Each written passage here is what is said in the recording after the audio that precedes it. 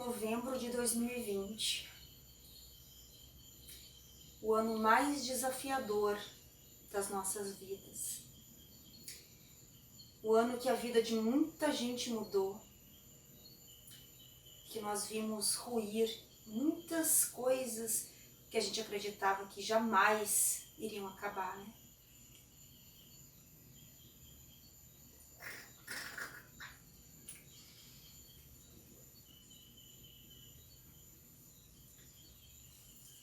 Foi justamente esse ano. Eu não lembro exatamente quanto tempo faz, mas eu vi ruir também a casa que a minha avó havia morado, que meu pai morou e meus tios também. E foi muito simbólico para mim quando eu assisti aquilo tudo acontecer, porque para mim é como se tivesse ruindo também a história, tudo que aconteceu ali dentro. Mas aí nesse dia que eu vi meu tio tirando as partes externas das paredes da casa, e ele deixou um quarto, o que era um quartinho para poder colocar lenha e ferramentas, eu fui lá e pedi para ele para eu ficar com algumas coisas, alguns objetos que tinham sido da minha avó, para eu poder lembrar dela e ter algum objeto que eu pudesse, quando eu olhasse, me sentir perto. Então eu peguei esse jacá, o jacá é um cesto feito de taquara com cipó. Essa parte de cima aqui é trançada com cipó. Foi ela que fez. E dentro dele tem uns tecidos, uns retalhos de tecidos, e tem uma lã que não foi fiada ainda. E eu também fiquei com a roca. A roca é um instrumento que a gente faz com que a lã vire fio, para poder depois ser utilizada para fazer casacos, para fazer ponchos, né? E aí eu fiquei com a roca da minha avó. Ela me contava uma lenda antiga que dizia que existe um fio vermelho, invisível, que liga a vida de todas as pessoas que precisam se encontrar. Esse fio ele pode se emaranhar, como está aqui dentro do jacá. Ele pode se esticar muito, mas ele não rompe. Se a história de uma pessoa precisa tocar na de outra, isso vai acontecer. Não importa o tempo que levar.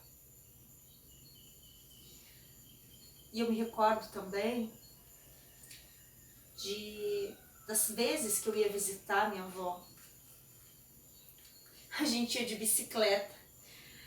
Eu, meu pai e minha mãe. Era aquela barra forte. Uma bicicleta barra forte que tinha aquela garupa grande. E na parte da frente dava pra gente sentar também. Aí meu pai dirigia, minha mãe ia na parte de trás e eu ia na parte da frente. Era bem bom. Eu lembro muito do pão que ela fazia, que era muito grande e que a casca queimava, mas só em cima. Na parte de baixo ficava assim, aquela casca bem grossa, mas não queimava. Lembro muito do cabelo. O cabelo da minha avó era preto, assim, grosso, liso. E dava para contar os fios de cabelos brancos. Ela com mais de 80 anos quase não tinha cabelo branco. Eu lembro que o formato dos olhos dela era muito diferente. E a sobrancelha quase não aparecia. E aí, por conta disso, a gente conseguia enxergar melhor a íris dos olhos, que era muito preta. Eu achava tão bonito. Lembro que tinha um galpão também, onde ficava a carroça sempre com roda vermelha. Lembro que tinha umas ferramentas, tinha uma balança. Eu amava subir naquela balança. Hoje eu já não gosto mais de subir tanto em balança. Por que será? Mas era legal porque a gente subia de um lado e do outro tinha um pêndulo assim com umas correntes. E aí a gente colocava o peso correspondente ali em cima. E aí tinha de 1 quilo, de 5, de 15, 20, 25, 50. Era muito legal porque a gente conseguia voltar no tempo. Eu gostava bastante disso.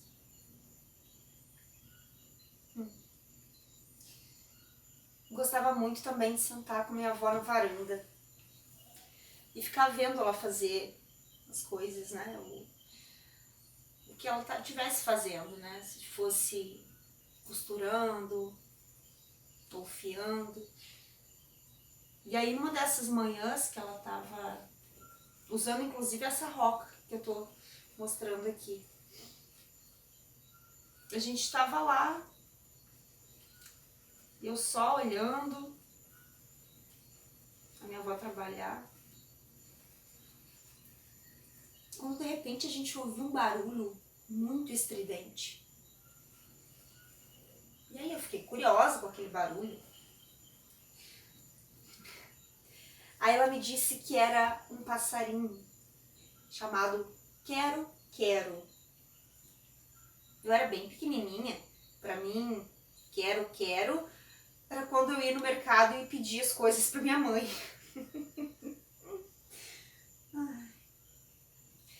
Mas aí ela me falou que ele era um passarinho muito diferente dos outros e muito especial, porque ele faz o ninho no chão.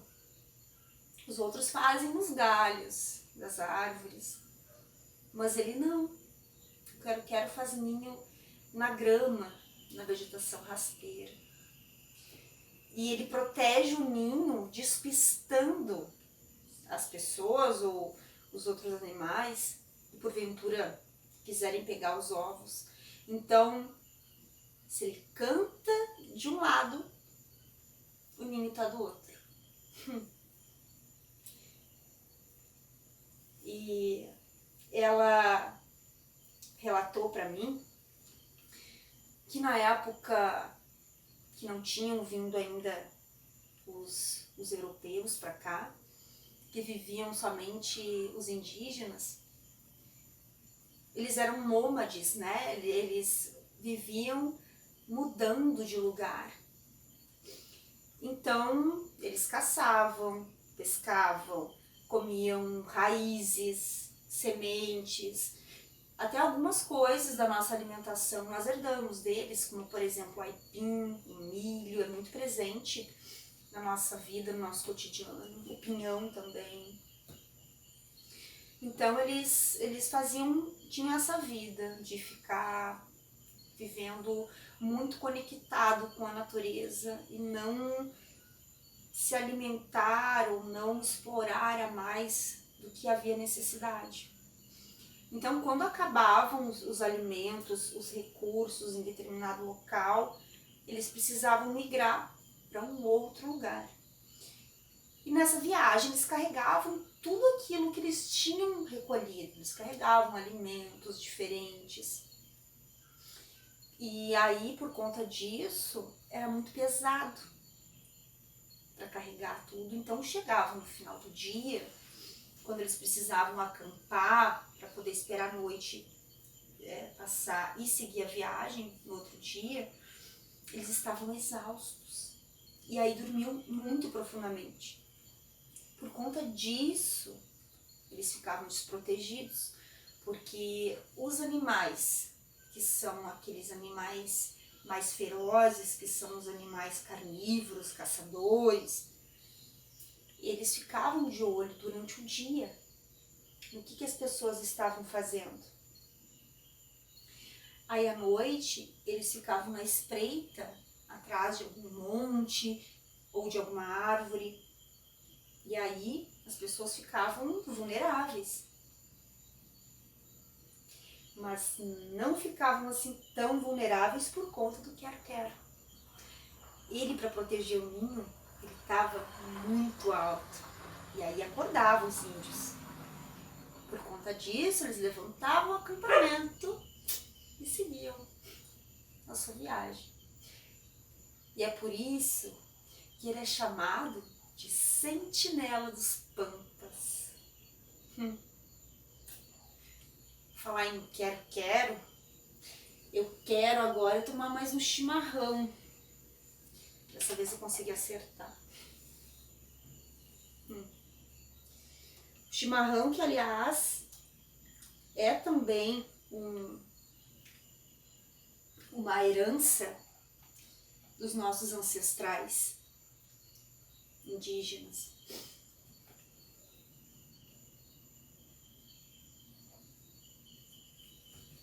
Quando meu pai era criança, os meus tios, eles plantavam, né? Em volta da casa eles plantavam erva mate. E sabiam fazer todo o processo, que não era assim, pelo que a minha avó me contou, era uma coisa bem trabalhosa, mas valia a pena. Tinha que esperar o sol ficar um pouco forte, não podia cortar o pé de erva mate se tivesse com sereno ainda. Então precisava esperar, por conta da folha, ela tinha que estar bem sequinha.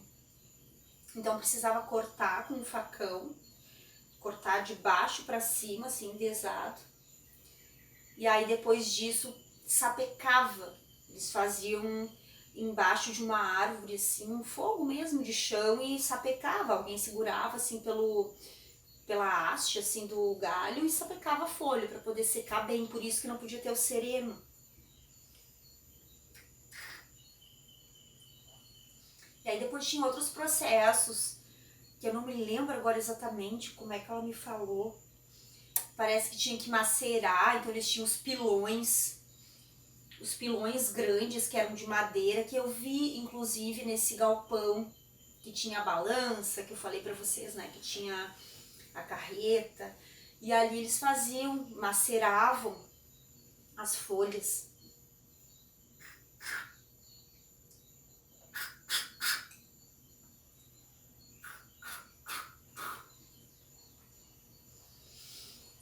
E a minha avó me falava que antigamente, e aí esse antigamente, eu não sei precisar, e nem ela também, mas provavelmente é uma história, uma lenda, realmente de antes também de virem os europeus para cá. Que ela me dizia a história da erva mate, que é muito bonita, que tinha um índio guerreiro, que ele já estava velho e não estava mais conseguindo acompanhar a tribo. Por conta deles se mudarem eventualmente, então ele não estava mais conseguindo acompanhar, não estava com tanta força, não estava conseguindo mais ajudar tanto as pessoas da tribo. Então ele resolveu que ele ia morar sozinho, ia deixar as outras pessoas seguirem a viagem e ele ia morar sozinho. Só que a filha dele, a filha mais nova, porque ele tinha mais filhos, a filha mais nova desse cacique, desse índio guerreiro, ela quis ficar com ele, não quis deixar ele sozinho. Porque vocês imaginem, né? Uma pessoa sozinha, por mais que ele soubesse, tivesse toda a experiência, ele já estava fraco, então não dava para deixar ele sozinho. E o nome dela, dessa filha dele tão amorosa, é Iari. E aí ela ficou morando com o pai, só eles dois. Até que um dia chegou nesse acampamento deles dois um pajé.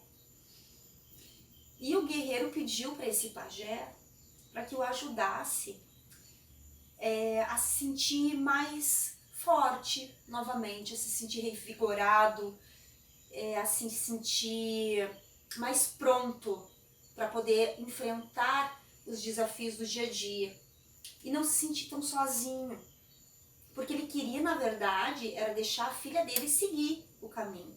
Ele gostaria muito que ela conseguisse encontrar com as outras pessoas da tribo. Só que, na verdade, esse pajé, ele era enviado de Tupã. Tupã é o nome que nossos antepassados davam para quem nós hoje chamamos de Deus. E esse enviado de Tupã deu um presente para o guerreiro, que justamente foi a erva mate. E aí ele ensinou esse velho índio guerreiro a preparar a erva mate para poder fazer essa infusão.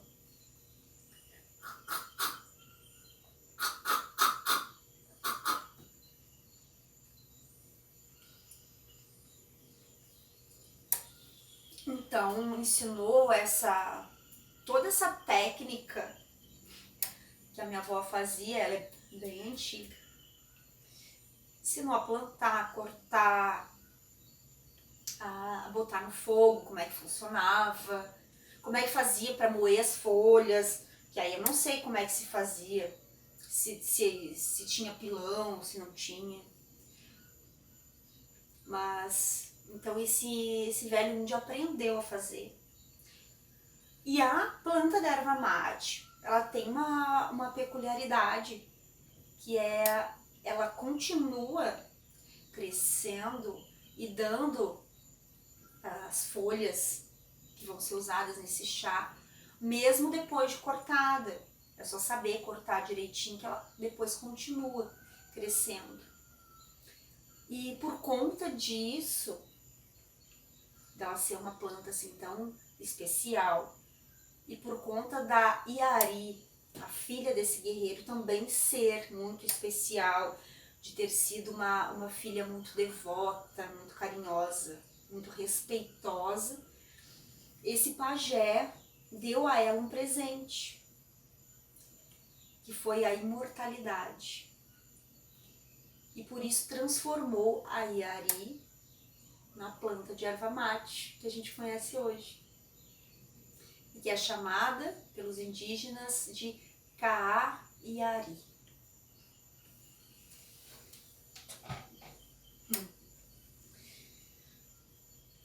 E eu conheço muitas pessoas que dizem que quando tomam um chimarrão não se sentem sozinhas. E é verdade. O chimarrão é um companheiro.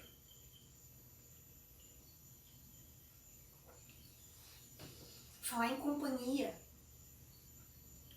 Quando eu tô assim na companhia dessas lembranças da minha infância, a história que eu mais gosto de lembrar é de como a minha avó conheceu o meu avô, o seu Otto.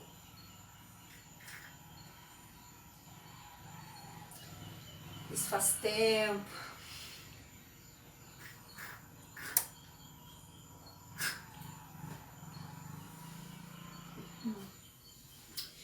A minha avó me disse que conheceu o meu avô trabalhando,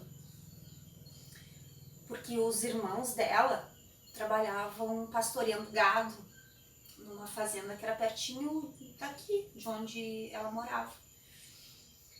E aí ela sempre tinha aquele costume de levar o fristique.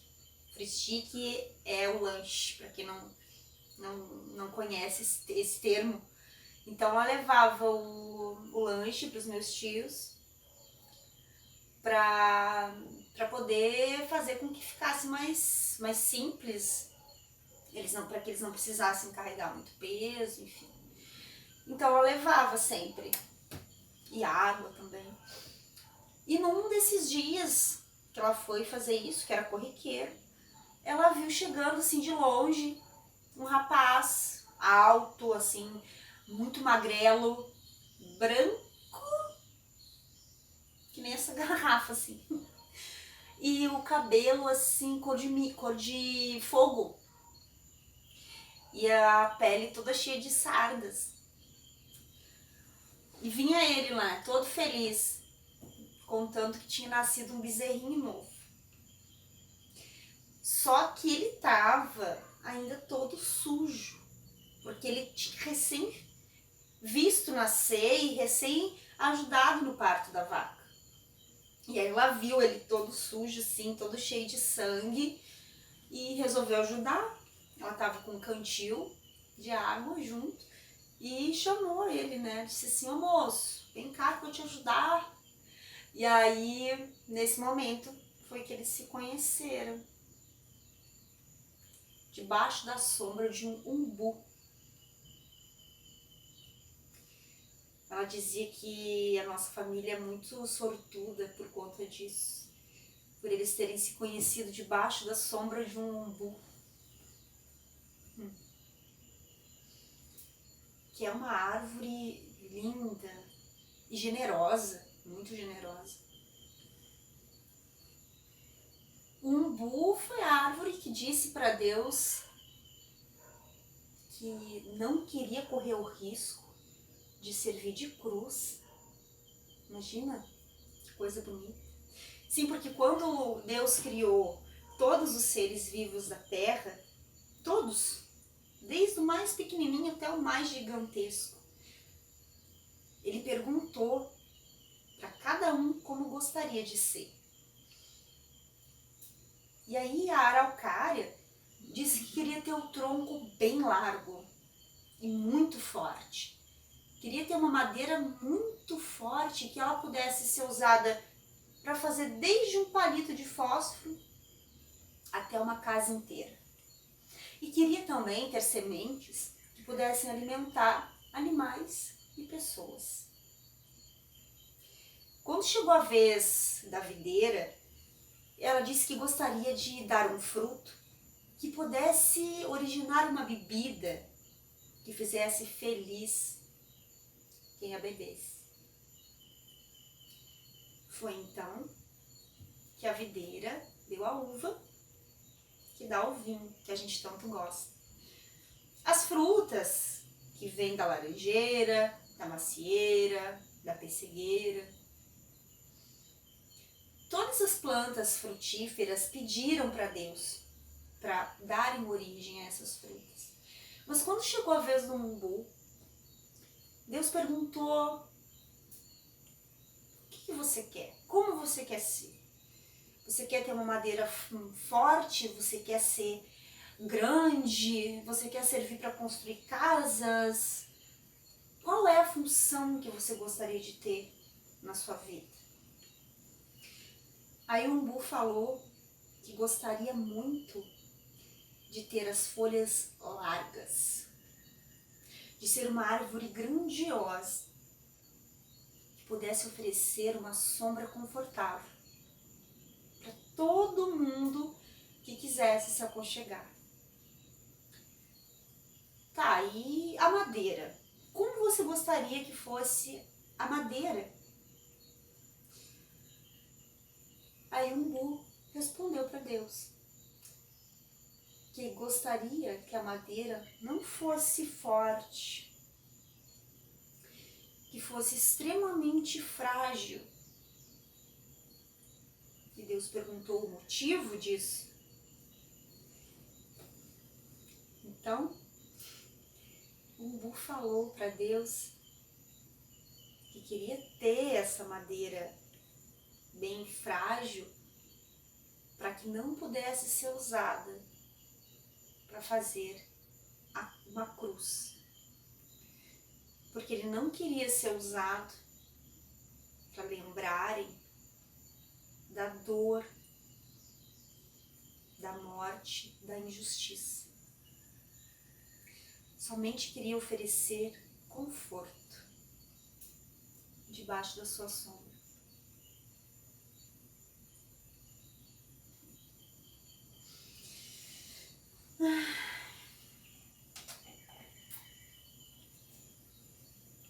história bonita demais.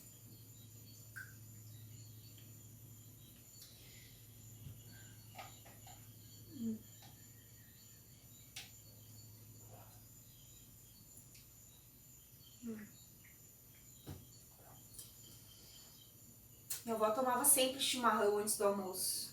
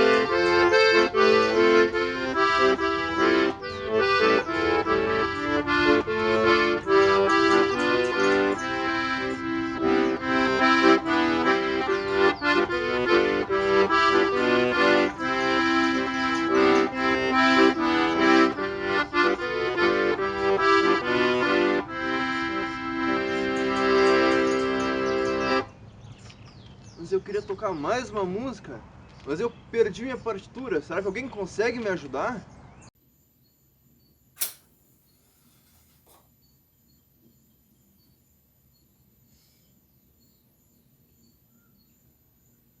Negrinho do pastoreio, acendo essa vela pra ti e peço que me devolvas a querência que perdi. Negrinho do pastoreio, traze a mim o meu rincão. Eu te acendo essa velhinha, nela está meu coração. Eu te acendo essa velhinha, nela está meu coração.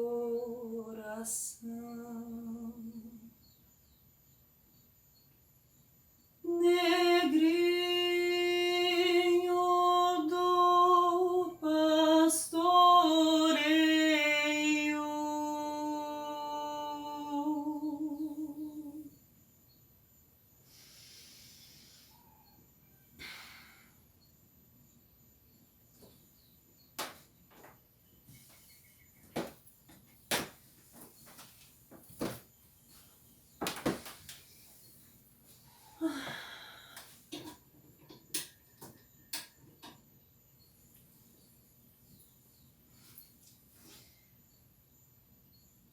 Minha avó assegurava que toda vez que a gente perdesse alguma coisa, era só acender uma velinha pro negrinho do pastoreio que ele encontrava. Desde partituras, agulhas, bois, ou até algum sentimento que a gente tenha deixado para trás. Se a minha avó tivesse, por exemplo, costurando ou fiando e o pão tivesse no forno, claro, ela tinha que sair correndo para olhar o pão para não queimar. Daí ela voltava, cadê a agulha? Acendia uma vela pro negrinho do pastoreio. Ou às vezes meu avô extraviava alguma ferramenta, também acendia uma vela pro negrinho do pastoreio encontrar. Mas a história dele é bem triste. Minha avó contava que num tempo que ainda não havia cercados aqui no Rio Grande do Sul, havia um estanceiro muito malvado, muito cruel, que tinha muitos escravos, como vários estanceiros daqui. Mas esse em especial tinha um menino. Sim, ele havia escravizado um menino. E esse menino ele chamava de Negrinho. O Negrinho, como era chamado, tinha o dever de cuidar do gado, de pastorear, de dar o alimento, de procurar se algum se perdesse. E teve um dia que o cavalo baio, que era o preferido desse estancieiro, simplesmente sumiu, desapareceu, saiu correndo pelo mundo afora. E claro que ele ficou extremamente zangado e ordenou que o negrinho encontrasse, senão seria severamente castigado. Então, o negrinho saiu à procura do cavalo baio, mas ficou o dia inteiro procurando e nada dele aparecer.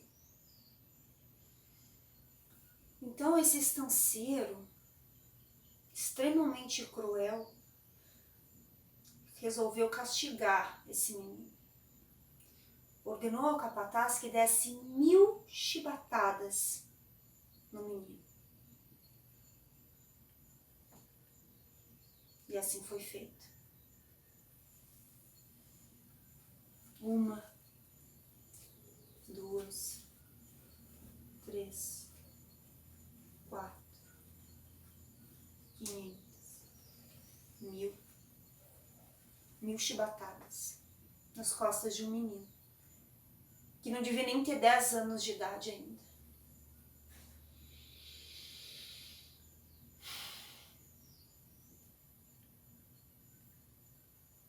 Mas não foi só isso que aconteceu. Além de ter dado as 1000 chibatadas nas costas de uma criança, o capataz deixou o negrinho em cima de um formigueiro. E ele passou a noite ali sozinho, todo ferido, em cima de um formigueiro.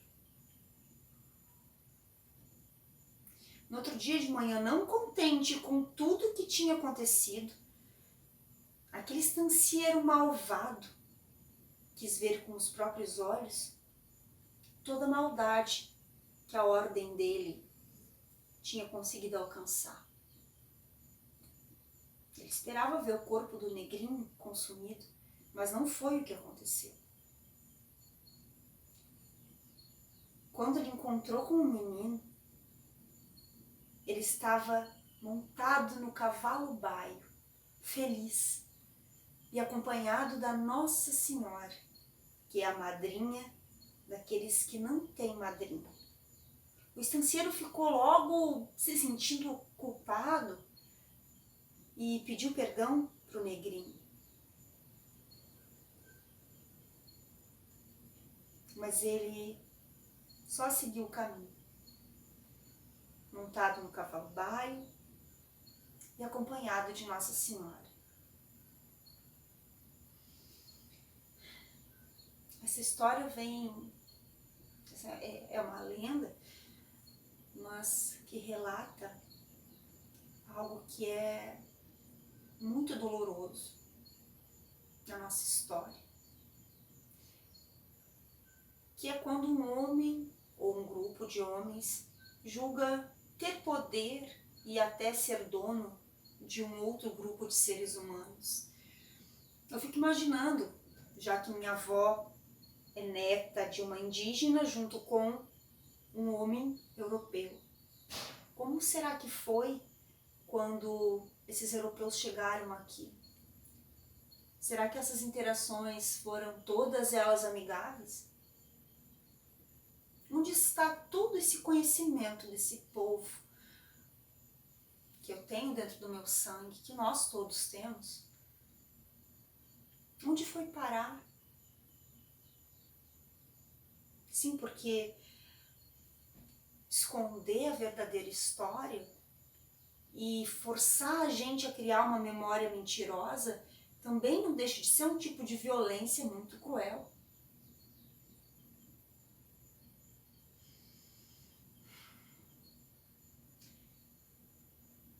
Dia 20 de setembro,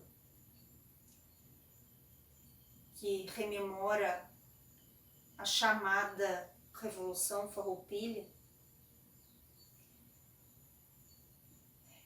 me trouxe um presente esse ano, em especial, que foi uma amiga que me mandou um vídeo de um grupo gaúcho de hip hop chamado Rafuage, que tem uma letra de música chamada Manifesto Porongos, onde eles fazem, no meu ver, na minha maneira de entender a vida e defender a vida, eles fazem uma correção no hino do Rio Grande do Sul. Na letra original do hino, diz assim, que povo que não tem virtude acaba por ser escravo.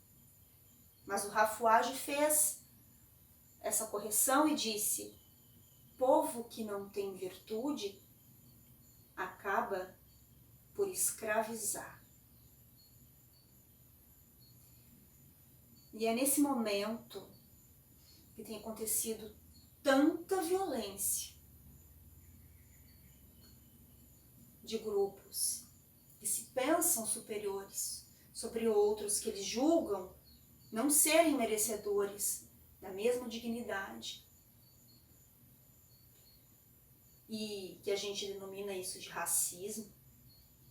Nesse momento, eu venho aproveitar para acender essa vela para o negrinho do pastoreio, para que ele possa iluminar o nosso caminho, para que nós consigamos um dia realmente viver todos com dignidade e respeito. Para que essa linha, esse fio vermelho invisível que liga a nossa história, ele não seja um vermelho por conta de sangue derramado, mas sim por conta do amor que nos une.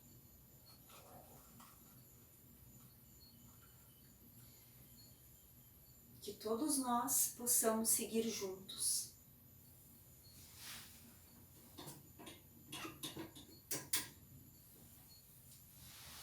Mas juntos de verdade.